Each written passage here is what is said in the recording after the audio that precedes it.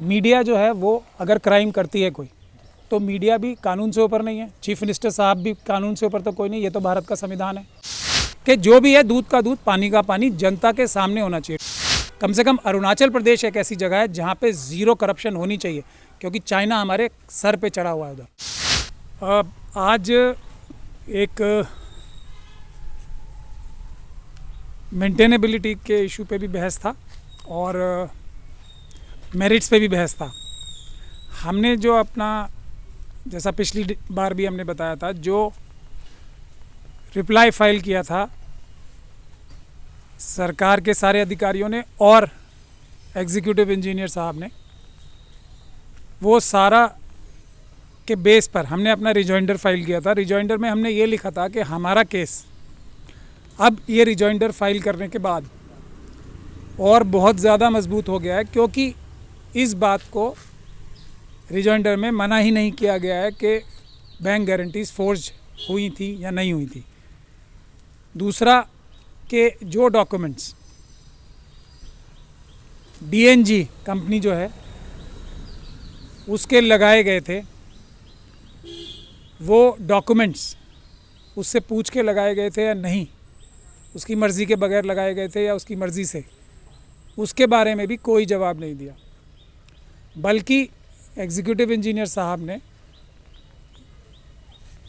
ये कहा था कि हमें REC से फ़ोन पे इंस्ट्रक्शन आई थी, इसलिए हमें जल्दी में ये सारा काम करना पड़ा।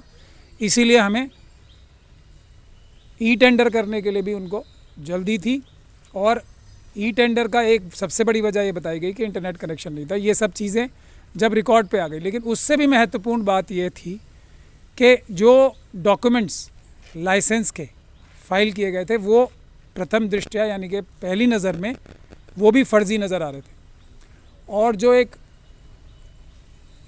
Power of attorney DNG company का, मैसेज DNG कंपनी का फाइल किया गया था, वो भी हम लोगों ने इन्वेस्टिगेट किया, काकुपोतुम ने, पिटिशनर ने, तो पता लगा कि नोटरी से के जो सिग्नेचर्स हैं वो भी फोर्ज किए गए, यानी कि जो पावर ऑफ अटॉर्नी जवाब में लगाई थी सरकारी अधिकारियों द्वारा वो भी फोर्ज थी।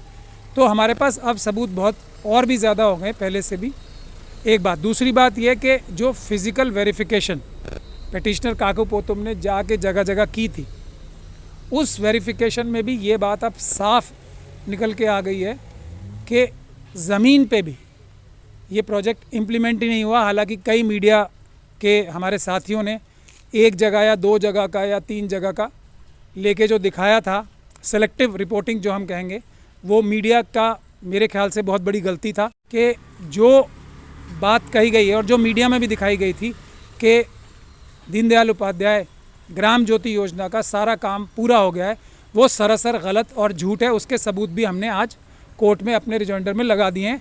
तो मीडिया का रोल भी इसमें अब बहुत ही ज़्यादा शक के दायरे में आ जाता। तो इस पे भी मेरे ख्याल से हम लोग आगे से कहेंगे कि इन्वेस्टिगेशन होनी चाहिए कि किस प्रकार से मीडिया भी करप्शन को बढ़ाने में, एक पोर्शन ऑफ मीडिया साथ दे रही थी। तो ये भी एक आस्पेक्ट इन्वेस्टिगेशन का हो जाएगा। इसके अलावा जो सरकारी पक्ष था, एडवोकेट जनरल साहब ने एक चिट्ठी दिया 8 अगस्त 2022 यानी कि कल का।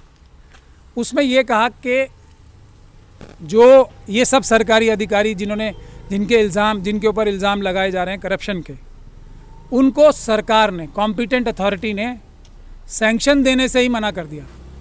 अगर आम आदमी की भाषा में इसका अगर तर्जुमा किया जाए या ट्रांसलेशन किया जाए, तो जो सरकारी अधिकारियों ने, जिनके ऊपर इल्ज़ाम है चोरी करने का, पब्लिक का पैसा चुरा के डाइवर्ट करने का, प्रोसीजर फॉलो ना करने का, उसको सरकार ही इन्वेस्टिगेट नहीं कराना चाहती, बल्कि उसके रास्ते में रोड़े अटकाना चाहती है। जो भी ज़्यादा से ज़्यादा सरकार कर सकती है। चीफ मिनिस्टर साहब जो ये कहते हैं कि ज़ीरो टॉलरेंस फॉर करप्शन, ये बिल्कुल ही झूठ साबित हो गई, क्योंकि अगर करप्शन का शक भी होता है तो कोई भी लीडर या सीनियर ऑफिसर उसको खुद पर्सनल इंटरेस्ट लेके करप्शन को रूल आउट करना चाहिए। इसमें उल्टा हो रहा है कि करप्शन को दबाने की, छुपाने की और डिस्ट्रॉय करने की और इन्वेस्टिगेशन ना करे जाने की कोशिश जो है हाईएस्ट लेवल से अब क्योंकि ये केस चीफ मिनिस्टर साहब के नीचे से तो डिसाइड नहीं हो रहा होगा, आप सबको पता है, इतना मीडिया में भी आ चुका है अब तो, और ये PIL इतनी डेट्स 3 डेट्स पड़ चुकी हैं, तो हाईएस्ट लेवल से इसको रफा दफा करने की कोशिश हो रही है। तो इस बात पे जज साहब ने ये कहा है, ये जो आपने 1 पन्ने का लेटर 8 यानी कि कल का अदालत में फ़ाइल किया, इसके अंदर लिखा हुआ है कि सारा मटेरियल जो हमने स्टडी किया वो सारा मटेरियल दिए बगैर आप ये लेटर फाइल जो किया है आपने, वो सारा मटेरियल जिसके ऊपर बेस करके आपने ये फैसला किया है कि जिन अधिकारियों के ऊपर करप्शन के चार्जेस हैं या दूसरे लोगों के ऊपर करप्शन के डॉक्यूमेंट फोर्ज करने के, झूठी बैंक गारंटीज़ बनाने के और दूसरे इल्ज़ाम हैं, उनके उन सारे चीज़ों को, उस सारे मटेरियल को भी कोर्ट में फ़ाइल करें।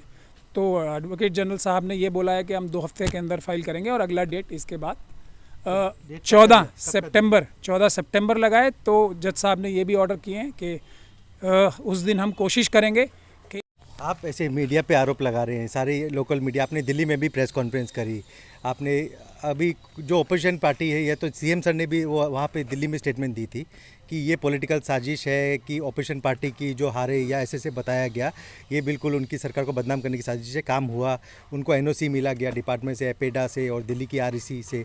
तो आप क्या कहेंगे, क्योंकि कई लोग ऐसे आरोप लगा रहे हैं कि आप इतने बड़े वकील हैं, दिल्ली से आते हैं, आपकी फ़ीस लाखों में होती है, तो इतनी दूर से आप बार बार ये केस को टेकअप करने आते हैं, आपके पीछे भी पॉलिटिकल बैकअप है सरकार को बदनाम करने का, आप क्या कहेंगे? देखिए, हम मीडिया जो है वो अगर क्राइम करती है कोई, तो मीडिया भी कानून से ऊपर नहीं है, चीफ मिनिस्टर साहब भी कानून से ऊपर तो कोई नहीं, ये तो भारत का संविधान है। तो सबूतों को तोड़ मोड़ के पेश करना, ख़ास तौर पे मीडिया द्वारा, अपने आप में ही एक अपराध है। और करप्शन के केसेस में तो उसमें कॉन्स्पिरेसी का एंगल इन्वेस्टिगेट किया ही जाना चाहिए, यही हम कह रहे हैं। क्योंकि जो सबूत हमने लगाए हैं और जो मीडिया ने दिखाए थे, वो साफ ये दिखाते हैं कि मीडिया ने सेलेक्टिव रिपोर्टिंग की थी। तो इसीलिए कॉन्स्पिरेसी का एंगल है, हम तो कानूनी बात बताते हैं। जहाँ तक दिल्ली से आने की बात है, तो वकील तो वकील ही होते हैं, सब जगह के वकील बराबर होते हैं।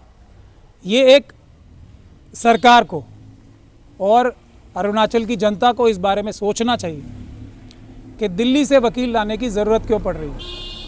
जहाँ तक मेरे ऊपर आपने सीधा सवाल पूछा है, तो उसका मैं यही कह सकता हूँ कि करप्शन को ख़त्म करने के लिए, जैसा मैंने सबसे पहले भी कहा था जब प्रेस को एड्रेस किया था, अगर सबसे ज़्यादा ज़रूरत है और हम लोगों की, जो कि बाबा साहब डॉक्टर भीमराव अंबेडकर के फॉलोअर्स हैं, भारत के संविधान को अपहोल्ड करने के लिए हम लोगों ने कसम खाई है कि उसके लिए संघर्ष करेंगे। तो जो बॉर्डर लाइन स्टेट्स हैं, ख़ास तौर पे अरुणाचल, जहाँ पे चाइना हमारे एकदम पड़ोस में है, और चाइना हमारे देश का कितना बड़ा दुश्मन है पूरी दुनिया जानती है, और वो किस प्रकार से हमारी धरती खाए जा रहा है एक के बाद एक के बाद एक। तो अगर अरुणाचल की जनता को करप्शन फेस करना पड़ेगा, तो ये सबसे बड़े दुर्भाग्य की बात है किसी भी सरकार के लिए, अरुणाचल की भी और सेंट्रल गवर्नमेंट की। कम से कम अरुणाचल प्रदेश एक ऐसी जगह है जहाँ पे ज़ीरो करप्शन होनी चाहिए, क्योंकि चाइना हमारे सर पे चढ़ा हुआ है उधर। उसके बाद अगर करप्शन कहीं होती है, तो पूरे देश में अगर कहीं करप्शन हो रही होगी और मुझे अरुणाचल में करप्शन हो रही होगी, तो मैं पहले अरुणाचल की करप्शन दूर करने की कोशिश करूँगा, क्योंकि ये बॉर्डर लाइन स्टेट है। यहाँ की जनता जो है देश की सबसे बड़ी और जो कहा जाए सबसे जिम्मेदार जनता है, और सबसे ज़्यादा खतरा मोल लेने वाली जनता है देश के लिए।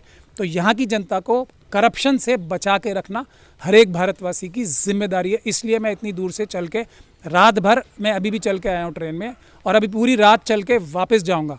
तो इसमें आप इसको फ़ीस के एंगल से मत देखिए, मेरी सेहत के ऊपर कितना नुकसान हो रहा है इससे, ये भी देखिए। अभी अब मैं वापस जाऊँगा, क्योंकि कल सुप्रीम कोर्ट में मेरे केसेस लगे हैं। तो पैसे से ज़्यादा ज़रूरी आदमी की सेहत होती है, बट करप्शन को रोकने के लिए we will go to any extent. लेकिन इस पे आपको सबको सोचना चाहिए कि दिल्ली से वकील क्यों लाना पड़ रहा है, काकू पोतुम के ऊपर क्यों प्रेशर बनाया जा रहा है। जो भी व्यक्ति करप्शन के खिलाफ आवाज़ उठाता है, उस पर अरुणाचल प्रदेश में जो बहुत सारे बड़े बड़े लीडर्स हैं और जो सरकार में बैठे अधिकारी हैं, वो क्यों प्रेशर बनाते हैं, ये आप लोगों को सोचने का विषय है। 30% पेमेंट हुई, आप लोग 30% जो पेमेंट हुई, 70% बाकी डिपार्टमेंट का कहना है। तो आप लोग चाहेंगे कि अगर ये करप्शन है तो कुछ ऐसा स्टॉप किया जाए फ्यूचर पेमेंट? इसके लिए हम पूरी ताकत लगा रहे हैं, अपनी सेहत, अपनी फिजिकल सुरक्षा, सब चीज़ के लिए हम इसी के लिए तो कोशिश कर रहे हैं कि जो भी है दूध का दूध, पानी का पानी, जनता के सामने होना चाहिए। ट्रांसपेरेंसी भारत के संविधान का एक इम्पॉर्टेंट हिस्सा है। जो लोग छुपाते हैं वही चोरी करते हैं, जो लोग दिखाते हैं, हर चीज़ खोल के दिखाते हैं, वो ईमानदार होते हैं। जो छुपाते हैं, जैसे ये ऑर्डर पास किया गया है छुपाने के लिए, तो इससे साफ इशारा और मजबूत हो रहा है। तो दिखाने वाले लोग और मीडिया की सबसे बड़ी जिम्मेदारी है, दिखाए, छुपाए नहीं, दिखाए।